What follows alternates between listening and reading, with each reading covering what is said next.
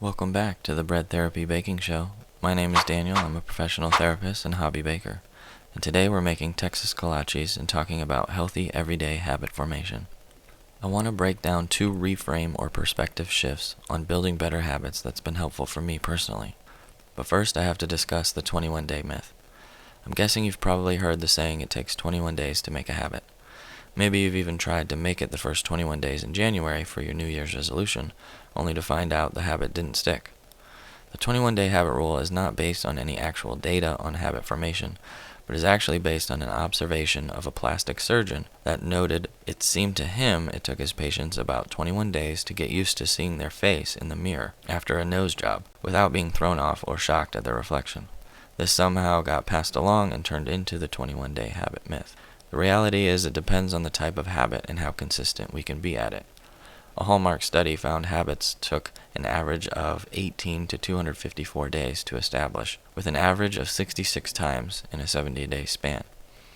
For exercise specifically, one study found 4 times per week for 6 weeks was required to make going to the gym a habit. It can be easy to lose motivation for the habit we want to build, especially after the enthusiasm for it starts to wear off. So the first perspective shift or reframe comes from James Clear's work in Atomic Habits. He mentions research that suggests as people we want to identify with things or make things a part of our identity. So in order to incorporate a habit, attempting to identify with it can be helpful. Wanting to run 3 times per week will require you to build the motivation to run each time, especially when you don't feel like it. Whereas starting to say to yourself and others that I am a runner will help you start to identify and incorporate running with less need for motivation each time you are going for a run. Because after all, what do runners do? Runners run. It can have the effect of simplifying this because it becomes part of you. The second reframe builds off of this a little bit.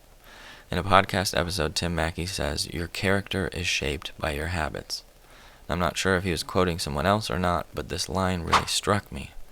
As I reflected on it, I was hit with the thought, if my character is shaped by my habits, then what are things about my character that I'm content with, and what things do I want to improve or build into my character? And then working backwards from that, it felt easier to narrow down what habits I wanted to build or remove that might take me in that direction. It feels easier again to find the motivation towards these habits because there is such a big end goal for me, character formation. So for example, myself, I want my character to be, or I want to be known as someone who is, quick to listen, non-reactive, calm, peaceful, thoughtful, or a deep thinker, and resilient. Working backwards, I can begin to identify habits that might lead me in these directions. Quick to listen, non-reactive, and calm point me towards mindfulness with all the science behind it, practices of silence and solitude, or as a person of faith, I can look at habits such as contemplative prayer or centering prayer. To be someone who's a deep thinker or thoughtful, I realize I need to both create more time for myself to just think and reflect on things, and I need to reduce the amount of stimulation and distraction in my day-to-day life. And to be more resilient, habits such as exercise and pushing through difficulty or discomfort might be beneficial. There are other character traits or pieces that you might be more inclined to develop, and other habits that you might resonate with or desire to incorporate to move in that direction. But the motivation towards this direction or these directions starts to shift. I realize I need to wake up earlier in order to have times of silence and solitude because I have 3 young children.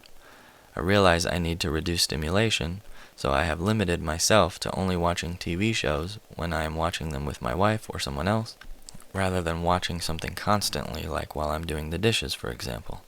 These things seem easier to move towards because the goal or the direction feels much more weighty than, I don't know, I think I should wake up at 6 a.m. because it would probably be good for me. So again, building off of identity, I want to identify as a non-reactive, calm, gentle, peaceful, deep thinker. I'd love to hear in the comments what character pieces you wish to work towards and build into your identity, and what habits might start to move you in that direction. Thanks for watching. See you next time.